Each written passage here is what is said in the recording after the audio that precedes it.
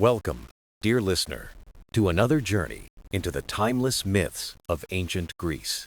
Tonight, we step into a world where gods walked among mortals, where love and jealousy shape destinies, and where stars carry forgotten tales. Our story begins not in Olympus, but in the quiet forests of Arcadia, where silence and beauty spoke louder than the voices of men. There lived a nymph named Callisto, devoted to Artemis, the goddess of the hunt. Living in freedom beneath the vast and open sky, her days were filled with loyalty, simplicity, and the peace of nature, far from the noise of temples and the reach of kings. But peace is fragile when the gaze of the gods falls upon it, and Callisto's beauty soon drew the attention of Zeus. The king of the heavens admired her spirit, and with his eyes upon her, her fate was forever changed. And where Zeus's affection wandered, Hera's sharp jealousy followed close behind, watching and waiting. Yet this tale is not only of rivalry or wrath, but also of bonds that no power could break. It is the story of transformation, endurance, and stars that shine with her memory even now. So settle in, dear listener, and let us follow the path of Callisto together. Close your eyes and imagine the ancient land of Arcadia, where rolling hills and deep forests stretched farther than the eye could see. It was a land where the whispers of trees were louder than men's voices, and where birdsong carried more weight than war or politics. This was the world of Callisto, a young nymph devoted to Artemis, the goddess of the hunt. She was not a queen nor a ruler, but a maiden who chose the wild over palaces, freedom over crowns. To follow Artemis was to embrace independence, to live beneath open skies without the chains of mortal duties. Callisto's days began with the golden light of dawn slipping through tall pines and mountain winds brushing her hair. She hunted with her sisters, their laughter echoing through valleys as they chased deer across meadows. At night, they gathered by small fires, sharing stories of the moon beneath the watchful stars. Among the nymphs, Callisto shone not by boldness, but through kindness, loyalty, and a gentle spirit. Her companions cherished her, and Artemis saw her as more than a follower. She was a trusted friend. Together, they formed a circle of devotion, bound not by blood but by choice and freedom. Yet myths remind us that peace is fragile, for the beauty of mortals rarely escapes divine eyes. Callisto's spirit, her laughter, even the way sunlight touched her hair soon caught the gaze of Zeus. From his throne on Olympus, Zeus saw her not as a simple nymph, but as a radiant soul. And from that moment, her path began to change, though she herself felt nothing unusual. For Callisto, the days still flowed with hunts, long walks, and quiet evenings by riversides. Arcadia felt eternal. Its oaks, rivers, and mountains stood as her sanctuary, untouched by Olympus. But destiny moves quietly, like a shadow creeping closer until it reveals itself. The shadow for Callisto had already begun, carried by the eyes of Zeus watching from above. Poets would later tell her story as if she were born only to become a constellation. But here, in the beginning, she was a young woman who loved the forest and believed in freedom. And so, her tale begins in the stillness of Arcadia, beneath the endless sky of the gods. The forest of Arcadia was vast, but even among endless green, Callisto's presence seemed to shine with quiet radiance. She wore no jewels, no silks, yet her beauty carried a purity no gold or crown could ever match. Her hair flowed like streams of sunlight caught in the branches, glowing whenever the wind played with it. Her eyes mirrored the calm lakes where the nymphs bathed, reflecting skies wide and endlessly blue. But it was not her outward form alone that touched hearts. It was the way she moved through the world. Callisto treated the smallest flower with the same care she gave her dearest friends. She listened with patience, laughed with warmth, and carried a calm dignity that made strangers feel safe. Wherever she went, peace seemed to follow, as though the forest itself leaned close to hear her voice. Her sisters in Artemis's band admired her not with envy, but with joy, comforted by her gentle spirit. When she smiled, the day itself seemed brighter. When she sang, the birds paused to join her melody. Even Artemis, who prized loyalty above beauty, cherished Callisto as more than a follower. She was a friend. The goddess often said her true gift was not her face, but the kindness of her heart. Yet beauty of spirit and form rarely escaped the watchful gaze of Olympus above. The gods often peered down to seek wonders, and among mortals, Callisto began to shine apart. One day, as she drank from a stream, sunlight crowned her hair in golden light. From above, Zeus looked down and lingered, moved by her quiet radiance more than by power or conquest. Unaware, Callisto rose and laughed with her sisters, her voice carrying like silver across the valley. To Zeus, her presence was a steady flame, glowing brightly though small and gentle. But where Zeus's affection wandered, Hera's sharp jealousy always followed close behind. Hera had seen such glances before, and her heart burned quickly when Zeus's eyes strayed. Though Callisto had done no wrong, her beauty alone made her vulnerable to divine jealousy. Still, she lived in simplicity, running with her sisters, praying in Artemis's sacred groves, and resting beneath wide skies. She loved the moon, Artemis's light, and whispered her hopes to stars shining above. But even the stars seemed to know her destiny would not remain so calm. For beauty, when touched by divine interest, becomes both a blessing and a burden. Callisto's spirit had caught Zeus's gaze, and with it, the first spark of change was lit. The forest still seemed unchanged, with rivers flowing and winds moving gently through the trees. Her sisters still laughed. The hunt still filled their days, yet fate was weaving new threads in silence. Though she never sought admiration, her beauty was the gift and the curse that would shape her story. And it was a story written not only on earth, but in the eternal stars above. High above Arcadia, Zeus sat on his throne upon Olympus, watching the mortal world with sharp eyes that saw every river, every tree, and every heartbeat under the Sunday. Most days, the king of the gods tended to storms, balance, and the prayers of mortals who lifted their voices skyward. But lately, his gaze often strayed elsewhere. Again and again, his attention drifted to the same place, Arcadia, and to the young nymph who walked its green forests with grace and quiet strength. It was not only beauty that held him, though he had seen beauty countless times before.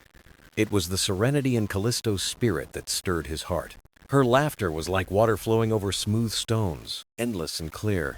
Her loyalty to Artemis shining as bright as the moon above her hunts. Zeus watched her as she walked among her companions, as she sat by the firelight, her face glowing softly beneath the stars she loved so much. He saw her kneel by rivers, dipping her hands into cool water, unknowing that the king of the heavens lingered high above, drawn to her presence.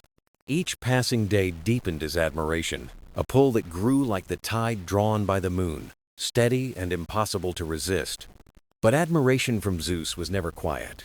Where his gaze settled, the threads of fate trembled, weaving change into the life he touched. Some whispered that when Zeus looked upon her, the winds stilled and the air hushed, as if the whole world paused to hear his silent thought. Others believed even the stars bent closer, curious about what would come of this divine attention placed upon a mortal nymph of the forest. Still, Callisto lived unaware, her days filled with hunts beside Artemis, songs sung with sisters, and joy found in meadows under silver moonlight. The forest was her world, her freedom, her endless delight, while Zeus, far above, felt a fire for her that refused to be dimmed. It was not conquest that stirred him at first, but a longing to know her spirit more closely, to draw near to the light she carried. Yet gods rarely touched mortal lives without consequence, and this silent bond was already shaping a path unseen, a thread stretching from Olympus to Arcadia. But shadows were forming, for Hera, his wife and queen, felt the shift in Zeus's heart, her gaze sharp with suspicion, not admiration. Though no word was spoken and no action yet taken, Hera sensed the change, as surely as the sea knows the moon's silent pull. Meanwhile, Zeus lingered on his thoughts of Callisto, seeing her as part of the forest itself, moving in harmony with every leaf and stone. She was a flame in the dark, a gentle light that drew him in, a glow he could neither ignore nor turn away from. Unaware, Callisto laughed, hunted, and dreamed beneath the stars, not knowing her story had begun to stretch beyond Arcadia, toward the heavens themselves. The days in Arcadia passed gently, with laughter in the forests, light steps of nymphs, and the silver glow of Artemis guiding them each night. For Callisto, life felt unchanged, yet unseen threads of destiny were weaving quietly, pulling her toward paths she could not yet imagine. Though she did not sense it, Zeus's presence followed like an invisible shadow, patient and steady, waiting for the right moment to draw near. He was a god of storms and thunder, but before Callisto, he hesitated, moved by her purity, her devotion, and her unbreakable bond with Artemis. One evening, Callisto lingered apart from her companions, pausing by a stream while the others shared stories of the hunt around their fire. The water mirrored her face beneath the starlight, its ripples carrying her whispered prayer of gratitude to Artemis for freedom, strength, and belonging. Moved by her words, Zeus allowed himself to draw near, but not in thunder, for that would bring fear. He came gently, cloaked in disguise. Some say he appeared as Artemis herself, radiant with moonlight and kindness. Others tell he came as a figure of light, warm and serene. Whichever the form, Callisto looked up and saw someone she trusted, someone she loved, and her heart glowed with pride at the gentle praise. The presence was brief, a shimmer of the divine, yet it left a quiet mark, unseen but powerful, shaping the rhythm of her days. Returning to her sisters, Callisto was thoughtful and silent, unable to explain the lingering warmth or the strange closeness of the stars that night.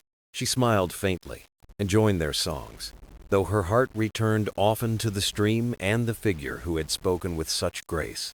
For Zeus, that moment was enough to plant a seed. He had touched her life with gentleness, binding her spirit to him in unseen ways. Yet even as he rejoiced, the heavens trembled with unease, for the threads of fate had shifted, and such shifts never passed unnoticed for long. High above, Hera watched with narrowing eyes, her heart stirred by jealousy, sensing the crack forming in her husband's ever-wandering loyalty. She had seen such patterns before, and she knew it was always the mortal who bore the cost of Zeus's restless attention and affection. But Callisto remained unaware. She hunted, laughed, and dreamed as before, her steps light in Arcadia's woods, her spirit free beneath the moon. The forest welcomed her, Artemis cherished her, and the stars still looked down in endless light. But destiny had already begun to stir. That gentle moment by the stream would echo louder than she could ever imagine, carrying her story far beyond the quiet forests she loved. The moon rose high over Arcadia, casting silver light across the forest, where nymphs danced in the glades and Artemis walked among them, radiant and serene. To the others, nothing had changed. But Callisto felt a quiet shift within her heart, a warmth lingering from the shimmering figure she had seen by the stream. It was not fear or confusion, but a strange comfort, like the echo of a dream that stayed with her, shaping the way she moved through her days. She carried it with her on hunts. When her arrows flew swift and true, she felt a greater presence watching, silent, yet approving of her devotion. At night, beneath the stars, their glow seemed brighter, whispering secrets to her alone, though she could not explain the mystery to anyone else. The others did not notice, or if they did, they said nothing. Callisto still laughed and played, though her gaze sometimes wandered far away. Artemis, wise and watchful, saw the change. She loved Callisto dearly, more than the rest, yet she too sensed something stirring, quiet but undeniable. She asked no questions, but her eyes stayed close upon Callisto, uncertain of what had touched her, fearing it might not be of the forest. Meanwhile, Zeus watched from Olympus, pleased by the bond he had planted, his heart swelling not with conquest, but with the closeness he craved. Yet in the heavens, balance is fragile. Every act of a god ripples outward, and Zeus's affection was already shaking harmony in unseen ways. Whispers began among gods and mortals alike, tales of starlight lingering too long over Arcadia, rumors of Zeus's wandering gaze returning once more. High upon her throne, Hera listened. Her heart, sharp with jealousy, remembered every trial of faithlessness and carried its wounds with a queen's dignity. She looked at Callisto closely, sharper than Artemis, and saw the glow in her laughter, the brightness in her face beneath the endless stars. It was a small change, invisible to most, but Hera knew well the signs. To her, it was proof enough of a secret blooming in silence. Still, she held her anger in silence, for silence can be sharper than thunder. She would wait and strike only when the truth could not hide. Back in Arcadia, Callisto remained unaware. The forest gave her joy, Artemis gave her guidance, and her sisters filled her days with light. Yet the quiet transformation grew stronger within her, carrying her closer to a destiny she had not chosen, a path already shaping around her. One night, as her sisters slept, Callisto gazed at the stars, tracing constellations. Her heart filled with wonder at their closeness and their glow. She whispered a prayer, soft with gratitude for freedom, strength, and belonging. Yet even in her prayer, a new warmth stirred in her soul. The forest slept, the nymphs dreamed, and Callisto drifted into slumber. The stars leaned closer, wrapping her gently in the hands of destiny. The days in Arcadia flowed like music, with rivers, forests, and skies weaving peace. Callisto thrived among her sisters, her laughter like sunlight, her steps light as wind. Yet behind her joy, a quiet glow lingered, visible only to eyes that belonged to gods. Artemis saw it. She noticed the warmth shining in Callisto's face, a secret fire within. She said nothing, though silence weighed heavy. She loved Callisto too much to ask. Zeus, from Olympus, watched, his heart restless, yet comforted by her radiant presence. He had given her warmth, hidden in disguise, and now it bloomed inside her soul. It was not conquest that moved him, but yearning, a desire to be close and known. But silence never lasts among the gods. Whispers flowed like rivers through Olympus. Soon Hera heard them, and when she listened, her heart stirred with familiar jealousy. She had endured storms of betrayal, countless echoes of Zeus's restless wandering. Her strength never broke, her dignity never wavered, though each wound left its mark. When whispers of Callisto reached her, she felt the sting return, sharp and unyielding. Callisto was no queen, no goddess, only a nymph, radiant in beauty and spirit. But Hera knew sometimes the smallest flame can cast the longest shadow of all. She turned her gaze to Arcadia and saw Callisto's glow under the endless stars. Her joy shone too brightly. Her laughter rang too pure. Her steps carried hidden light. Hera's heart tightened, though her face remained calm, veiled in the grace of a queen. She did not rage. Her anger burned slow, steady, like stone, waiting to break. She would not strike yet. Instead, she watched, patient as time, certain of truth. Callisto, unaware, lived freely. She ran through meadows, sang with rivers, dreamed by fire. At night, she felt the stars lean closer, as if whispering her name in secret. She did not know these were ripples of Zeus, reaching her through shimmering skies. The nymphs too noticed. "You shine brighter," one said. "The stars follow you," said another. Callisto laughed, brushing it away, though inside she wondered if it might be true. Artemis grew uneasy. She loved Callisto deeply, fearing a shadow was pulling her away. One evening, twilight glowed. Callisto sat alone, eyes fixed on the rising constellations. The stars burned brighter. She whispered a prayer, soft with longing and gratitude. Artemis watched quietly, her heart uncertain, her eyes filled with unspoken questions. Hera, from Olympus, saw as well. Patience shifted into resolve. Her silence sharpened. The secret was no longer hidden. The threads of fate pulled tight around Callisto. Though she still laughed and played, the heavens above trembled with quiet unrest. The stars themselves seemed to wait, glowing with the weight of what would soon arrive. The forest of Arcadia sang with life, rivers sparkling and leaves whispering under the breeze. The nymphs laughed, running through meadows, dancing in glades, filling the woods with joy. To wanderers, nothing seemed changed, but beneath the surface, quiet tension began to stir. Callisto carried a glow within her, a light that no shadow could hide from the world. She moved with grace, touched by wonder, her eyes often drifting toward the endless stars.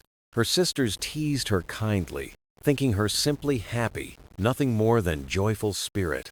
But Artemis saw deeper. She knew her friend's laughter, her rhythm, her every small change. That rhythm now felt altered, not broken, but different. As if a new song filled her. Artemis loved her too much to question. Yet silence brought sorrow to her immortal heart. She feared what she did not understand. Her eyes following Callisto with quiet unease. Far above, Hera watched, her patience sharp as steel, her gaze steady upon the truth. She saw Zeus's favor shining in Callisto, hidden from most but clear to her alone. Hera did not rage, for fury leaves ruin. Instead, she waited, weaving thought into plan. Her gaze fell not on Zeus this time, but on the nymph glowing with his gift. Callisto remained unaware, her days filled with laughter, hunts, and joy beside her sisters. Yet each night beneath the sky, she felt stars lean closer, whispering comfort and light. Her dreams carried visions of constellations, hands reaching down, warmth holding her like an embrace. She woke each morning with wonder, unable to explain the fire glowing within her. The divide between gods and mortals narrowed, drawing her into fate's quiet, unseen design. Her sisters noticed too. They paused mid-laughter, sensing something different in her shining spirit. They whispered about her change, unsure if they should ask or keep their thoughts silent. Artemis chose silence. She would not accuse, nor leave her, but her heart grew heavy. She knew the gods gave no gifts freely. Their closeness always carried consequence in the end. Zeus, watching from Olympus, felt pride and unease. Knowing Hera's silence meant coming storm. Days turned to nights, nights to days, threads of destiny pulling tighter around Callisto's life. She lived in joy, unaware of the weight gathering above, waiting to reshape her path. The heavens grew restless. The earth seemed to hold its breath beneath her wandering feet. When gods touch mortal lives, the world itself bends, and cracks of fate begin to show. In Arcadia, peace still reigned, but destiny's shadow was already falling across Callisto's steps. Hera sat upon her golden throne, her eyes sharp and restless. Whispers drifted through Olympus, speaking of Zeus wandering far from home. Voices told of Arcadia's woods, of laughter rising among Artemis's maidens. One name carried through those whispers again and again: Callisto. Hera had heard such stories before, but she never dismissed them. She knew her husband well, his charm, his hunger for novelty, his restless heart. She had endured much, but she was never blind. One evening, she summoned her attendants with a voice firm and commanding. "Tell me," she asked, "who is this Callisto whose name lingers in the air?" The attendants lowered their eyes, uneasy beneath her gaze. At last, one spoke. "Callisto is a maiden of Artemis, pure and loyal. She is beautiful, brighter than the dawn itself." Hera's eyes narrowed, her heart stirring with the sting of jealousy. A nymph of Artemis was meant to be untouched, devoted only to the hunt.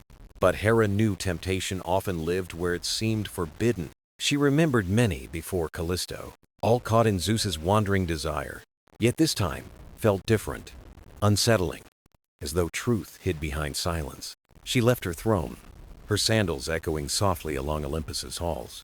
Gods stepped aside, for they recognized the storm in her eyes.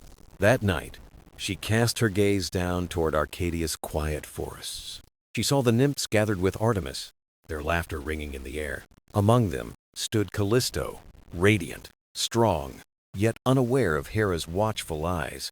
The queen studied her closely, sensing something hidden beneath her smile. Each passing day deepened Hera's suspicion. Callisto often wandered away, lost in thought. Apart from her sisters, Hera's mind always returned to Zeus, and shadows gathered in her heart. Her jealousy was not only pain, but also pride. As queen of the heavens, she could not bear whispers of betrayal. She resolved not to confront Zeus, for she knew such battles never ended. Instead, she turned her gaze firmly on Callisto. If the nymph was innocent, Hera would see it with her own eyes. But if she was not, Hera would uncover the truth and act. Her suspicion burned within her like a fire that could not be quenched. And so, the peace of Arcadia stood on the edge of trembling. For Hera's eyes never closed, and her jealousy never slept. The forests of Arcadia were a sanctuary, a haven for Artemis's maidens. They hunted deer, sang by streams, and lived free from the burdens of gods and mortals. But Callisto carried a secret that grew heavier each day. At first, it was hidden well, veiled by her laughter and quiet strength.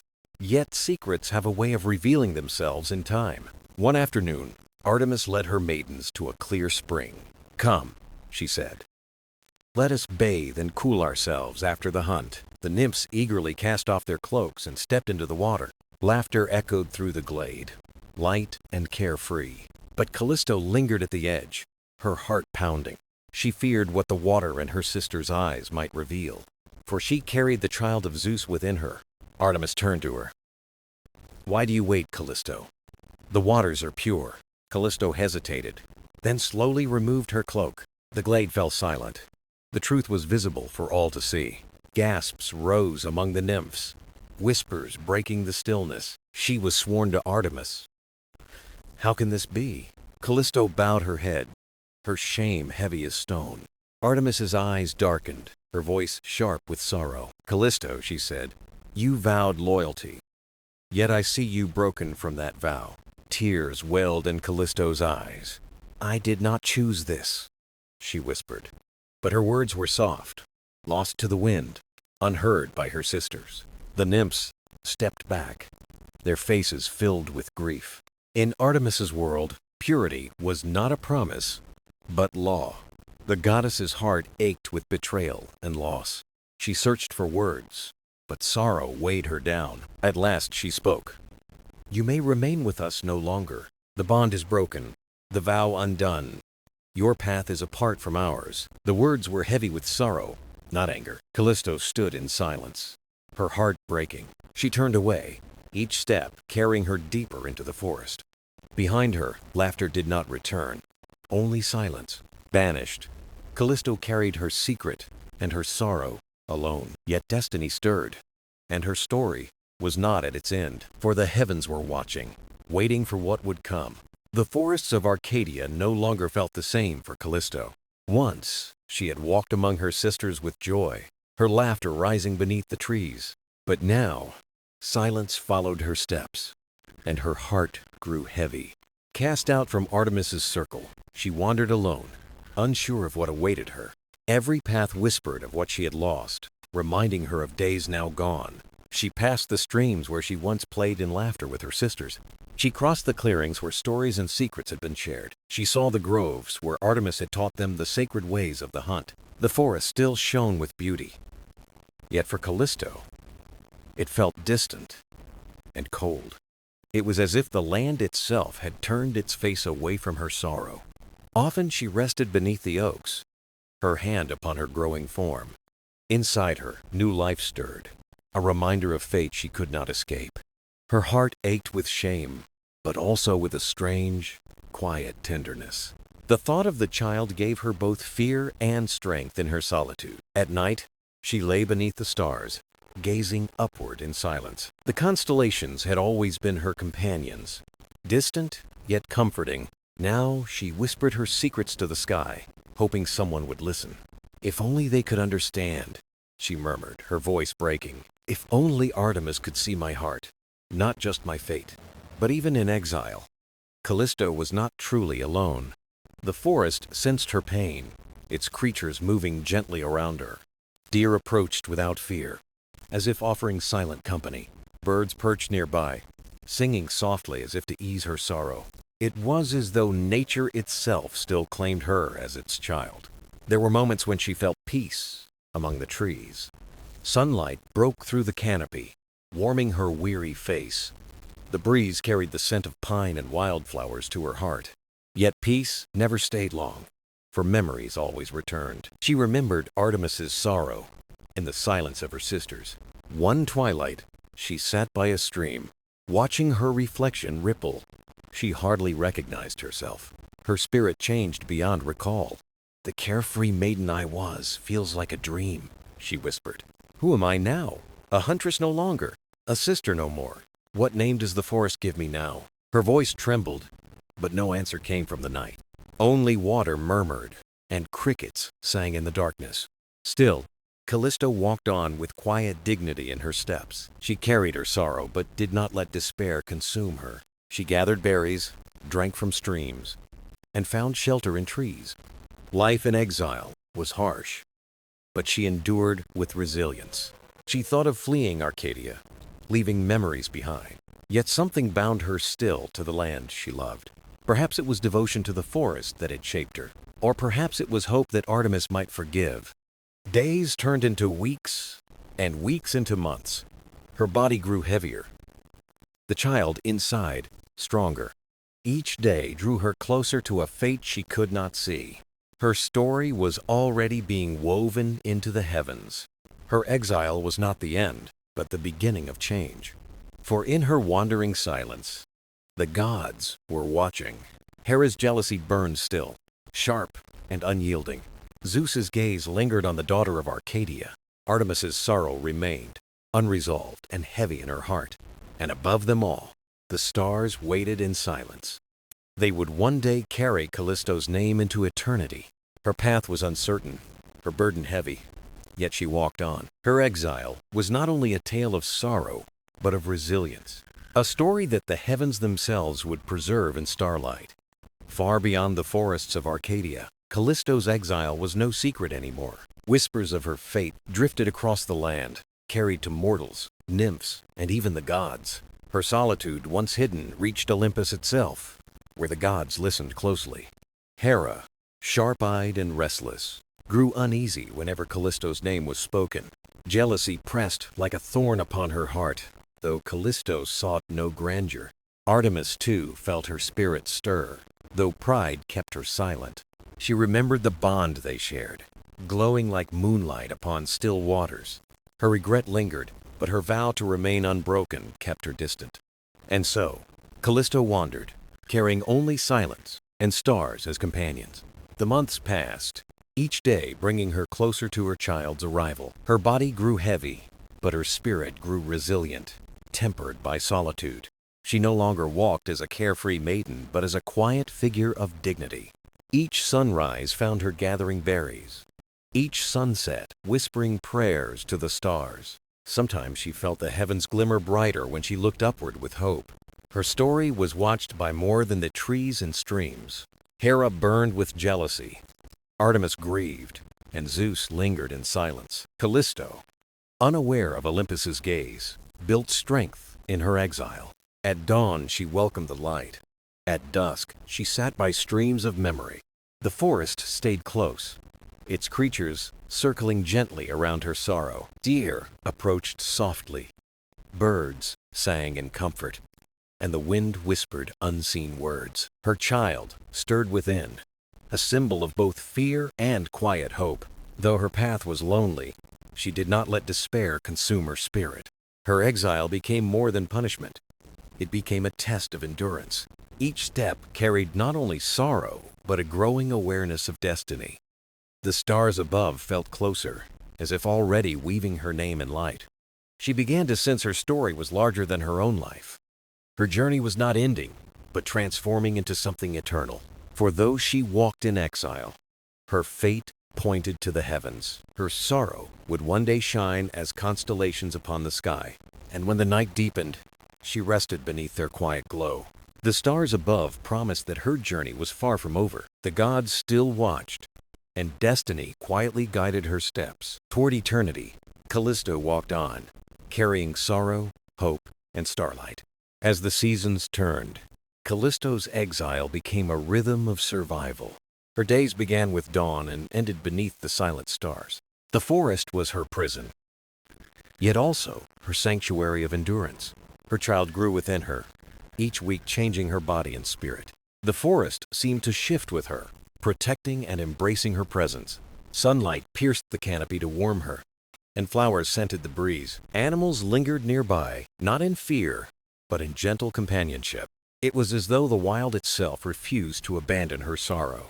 But memory still weighed heavy upon her heart each passing night. She remembered Artemis and the bond she thought unbreakable. Now silence between them echoed louder than words could ever be. She remembered Hera's watchful eyes, sharp and filled with judgment, and Zeus, distant yet inescapable, a force tied to her fate. Her life felt bound to powers far greater than her own. Yet she refused bitterness, choosing instead to endure with dignity. Each step carried her closer to an unseen destiny awaiting her. The stars above remained her faithful companions in exile. Each night, she lifted her eyes and whispered her heart skyward. Sometimes she asked for forgiveness, sometimes only for strength. At times, the stars shimmered as if answering in silent light. Though unseen, the gods still watched, their gazes never leaving her. Hera's jealousy smoldered like a fire waiting for its moment. Artemis's sorrow lingered, her heart torn between pride and compassion. And Zeus, though distant, knew his choices had shaped her fate. Callisto, unaware, lived in the rhythm of solitude and endurance. Her body grew heavy, her steps slowed, yet her spirit endured. She grew stronger in silence, resilience born of solitude. At dawn, she welcomed the sun's touch upon her face. At dusk, she gazed into streams, her reflection rippling away. The forest whispered to her still, soft and unyielding. Though cast out, she was never truly forgotten by nature. Loneliness stayed with her, yet hope never fully faded.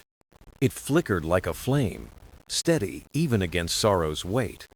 Her story was not only of loss, but of transformation.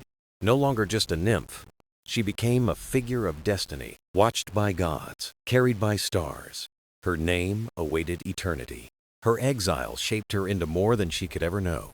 Though uncertain, her path reached beyond the limits of the forest. Her story was already etched into the heavens above. Her name was already woven into constellations of starlight. She rested beneath the stars, her child stirring within her. Her eyes closed as the stars shimmered, replying in silence. Her exile was not the end, but the beginning of forever. The story of Apollo and Artemis was filled with triumphs and glory. Yet beneath their brilliance, there was always a softer truth waiting quietly. Even radiant gods needed moments of silence and reflection. After the songs of the muses faded, the world fell into a gentle hush. The golden stag vanished into the forest, leaving only memory behind. In this stillness, the twins found their truest selves as siblings. No longer warriors or rulers, they became brother and sister again. They sat by a silver stream, starlight shimmering on the water. Apollo hummed a melody, soft and wistful, like a dream half remembered. Artemis traced shapes on the water's surface with her bow. Here, away from eyes of gods and mortals, they spoke of questions. "Do you ever wonder," Apollo asked, "what it means to hold such power? To shape lives, yet never truly live among those we guide?" Artemis's silver gaze was calm as she answered, "Often, brother, to protect life, yet remain apart. That is the paradox of divinity. The world saw them as unshakable, yet they carried hidden doubts. In these talks, they revealed their humanity more than their power. They pondered destiny, purpose, and the weight of immortality itself. For Artemis, the forest was a sanctuary filled with trust and whispers. Yet she sometimes longed to walk as mortals do, with fleeting choice. Apollo's throne was the sun, his songs, an eternal gift to the world. But he knew his music faded when mortal singers turned to dust. To create beauty, only to see it vanish, that was his quiet sorrow. Yet they reminded each other of balance, of harmony in their roles. "If we never questioned," Artemis said, "we'd not be worthy of duty." "If beauty left no trace," Apollo replied, "even stars would fall silent." Their bond as siblings gave strength, light to shadow, sun to moon. Apollo's warmth lifted, Artemis's calm grounded, creating perfect balance. They thought often of mortals, fragile yet bold in their brief lives. One fleeting lifetime could hold more wonder than 1,000 immortal years. It humbled them, reminding why their roles mattered most as guardians, not as rulers above humanity, but protectors who walked beside it. One night, Apollo strummed his lyre, the notes drifting like stars. "This song," he said, "is for those who'll never know our names, but who still feel our presence in the warmth of the light." Artemis closed her eyes, "And my arrow flies for the brave unseen." In that vow, they found peace beyond glory or recognition. For their legacy lived in mortal hearts, not temples or myths, in courage at dawn, in songs by fire, in whispers of leaves. When dawn came, Apollo rose with the sun, light spilling everywhere. Artemis followed with fading stars, her calm resting in the forest. Together they journeyed on, carrying both the burden and blessing of eternity. Their names echoed through time, but their truth lived in quiet moments. By the stream, as siblings, they wondered what it meant to be divine.